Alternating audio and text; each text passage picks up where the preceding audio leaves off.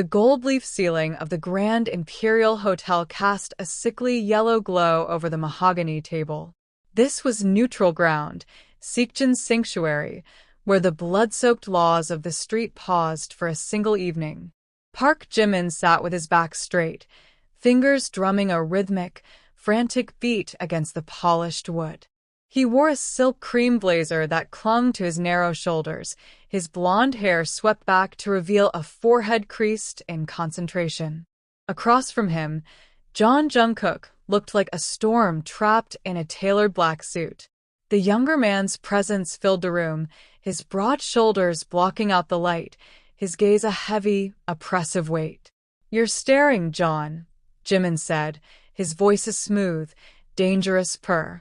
It's uncouth, even for a man who thinks a gun is a substitute for a personality. Jungkook didn't blink. He leaned forward, the scent of sandalwood and cold steel clinging to him. "I'm wondering where to start cutting," Jungkook replied, his voice a low rumble that vibrated in Jimin's chest. "Your family shipments are crossing into my docks. That's not a strategy, Park. That's a death wish." Seekjin cleared his throat, stepping between them with a tray of crystal glasses. He wore a smile that didn't reach his eyes, the practiced mask of a man who owned the city's only safe harbor. "Gentlemen, please. The champagne is far too expensive to be splashed with blood," Seekjin murmured. "We are here to discuss the disappearances, not to settle a border dispute." "The disappearances are a distraction," Jimin countered, leaning back and crossing one leg over the other. "Someone is picking off our lower-tier soldiers. Not just John's, not just Park's. It's a surgical removal of the periphery. Someone is thinning the herd." Jungkook scoffed, a sharp sound of derision. "Maybe your men are just cowards," Jungkook said. "And maybe your men are too stupid to realize they're being hunted," Jimin shot back. "Enough." A new voice entered the fray. Kim Namjoon stepped out from the shadows behind Jimin, his eyes scanning the room with a clinical precision. "The pattern is clear. The attacks happen at the intersections of our territories. Whoever is doing this wants us to blame each other. They want a war." Jungkook's eyes narrowed. He glanced at Kim Taeyong, his right-hand man, who stood like a sentinel by the door. Taeyong gave a slight, barely perceptible nod. "A war would be beneficial for some," Jungkook admitted, his gaze returning to Jimin.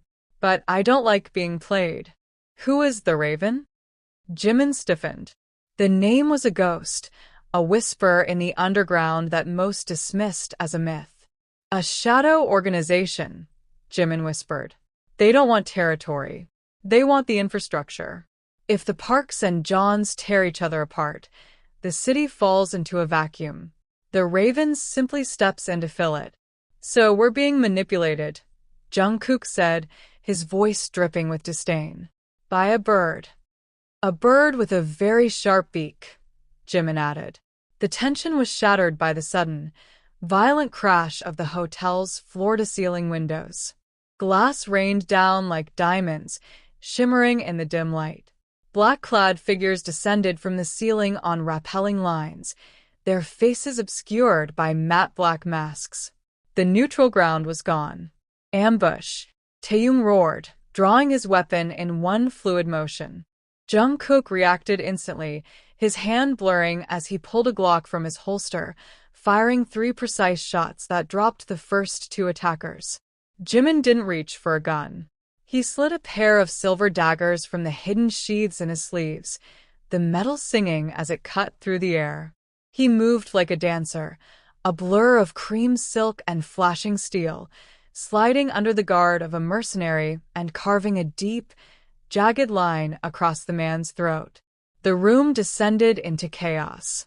The scent of ozone and gunpowder replaced the expensive champagne. "Get to the basement," Namjoon shouted over the roar of gunfire. Jungkook grabbed Jimin by the arm, his grip like a vice. "Come with me if you want to keep your head," Jungkook yelled.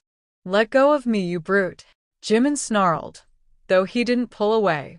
They dove through a service door just as a grenade detonated behind them, the blast wave throwing them forward into a narrow, concrete corridor. They tumbled together, a tangle of limbs and expensive fabric, sliding across the dusty floor. Jungkook landed on top of Jimin, his heavy chest pinning the smaller man down.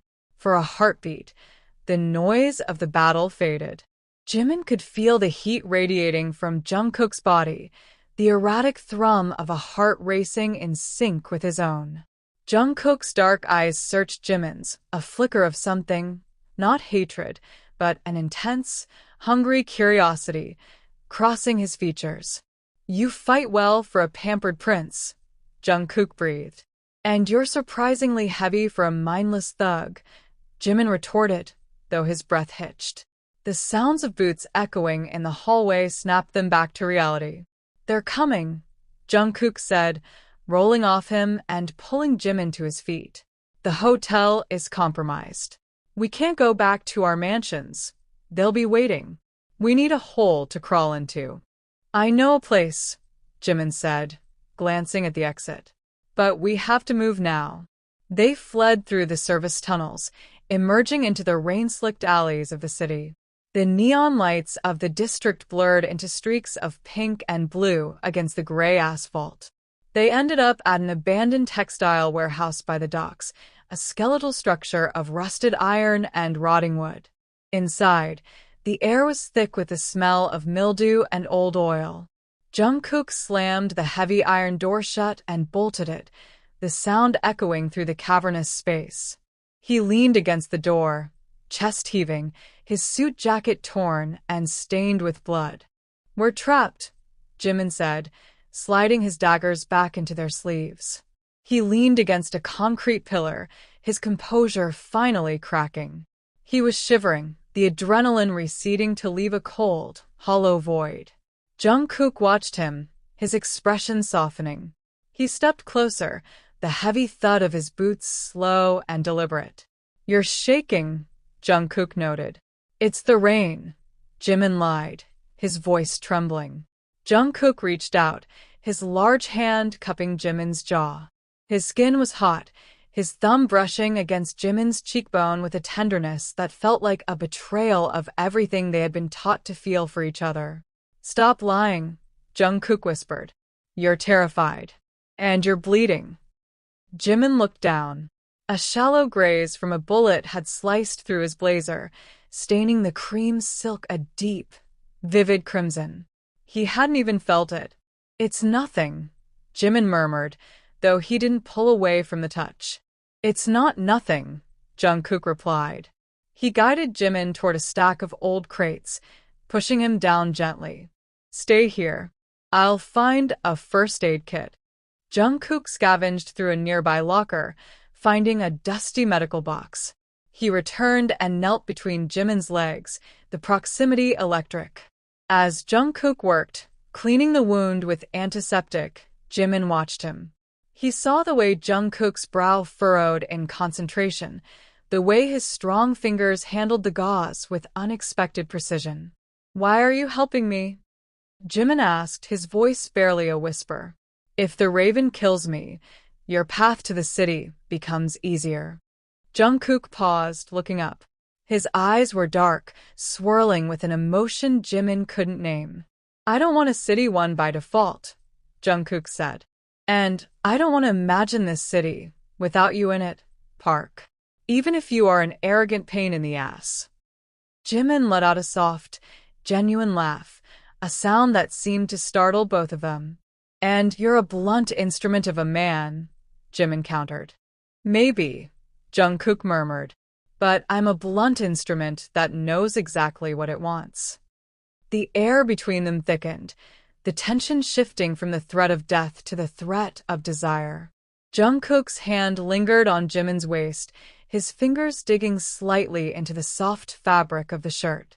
Jimin leaned forward, his breath warm against Jungkook's lips. "And what is it you want?" Jimin breathed. Jungkook didn't answer with words. They lay there for a long time, the only sound the distant drip of rain from the warehouse roof. I think, Jimin whispered, his voice hoarse, we might have a problem with our families. Jungkook let out a low laugh, kissing Jimin's forehead. Let them come, Jungkook said. I'll kill anyone who tries to take you away from me. The peace was short-lived.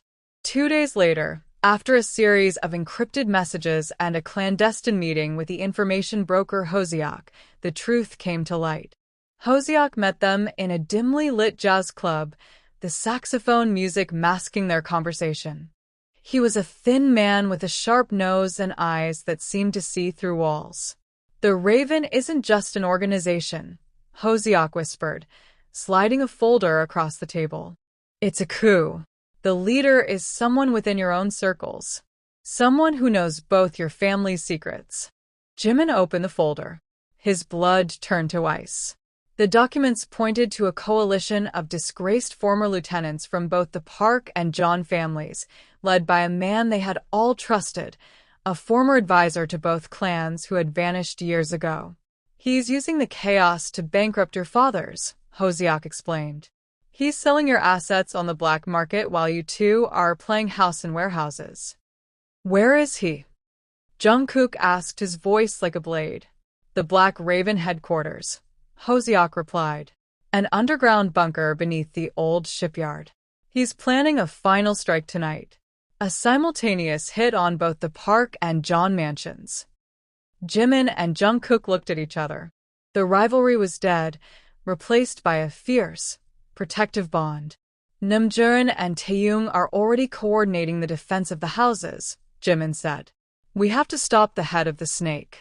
The assault on the Black Raven HQ was a symphony of violence.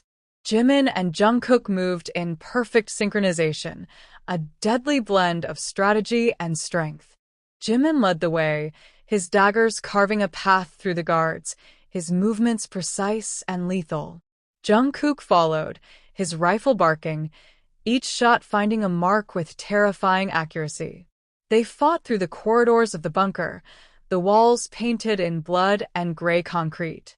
When they finally reached the inner sanctum, they found the Raven, a gaunt man with cold, calculating eyes, holding a detonator in his hand. The tragic romance of the two heirs. The Raven sneered, his voice thin and reedy. How poetic. You've traded your legacies for a few nights of passion. I've traded a legacy of hate for something real, Jungkook spat, stepping forward. Real. The Raven laughed. You're Mafia, boy. You're born from blood. You can't escape it. The Raven pressed the button, but nothing happened. A small, smug smile appeared on Jimin's face. Namjoon is a better hacker than you are a strategist, Jimin said. He cut your signal 10 minutes ago. The Raven's face contorted in rage. He lunged forward with a hidden blade, but he was too slow. Jimin slid beneath his arm, his dagger slicing through the man's Achilles tendon. As the Raven collapsed with a scream, Jungkook stepped forward and delivered a single, crushing blow to the man's temple with the butt of his gun. The silence that followed was heavy. The war was over. Weeks later, the city felt different. The tension that had existed for decades had evaporated, replaced by a fragile but enduring peace. The Park and John families had signed a treaty, a merger of intelligence and power that made them untouchable. Jimin and Jungkook stood on the balcony of the Grand Imperial Hotel, the same place where their war had nearly peaked. The city lights twinkled below them like a sea of fallen stars. My father still hates you, Jimin noted, leaning back against Jungkook's chest. Jungkook wrapped his arms around Jimin, pulling him close, his chin resting on Jimin's shoulder. He'll get over it, Jungkook murmured. Or I'll just keep kidnapping you for weekends in the countryside. Jimin turned in his arms, looping his hands around Jungkook's neck. I think I could get used to that, Jimin whispered. They kissed, a slow, lingering movement that held no desperation, only a deep, abiding certainty. They were no longer just heirs to empires of blood. They were architects of something new. As the moon rose over the city, The ghosts of their past finally fell silent, leaving only the sound of two hearts beating as one. Thanks for watching. Please like, comment, share, and subscribe.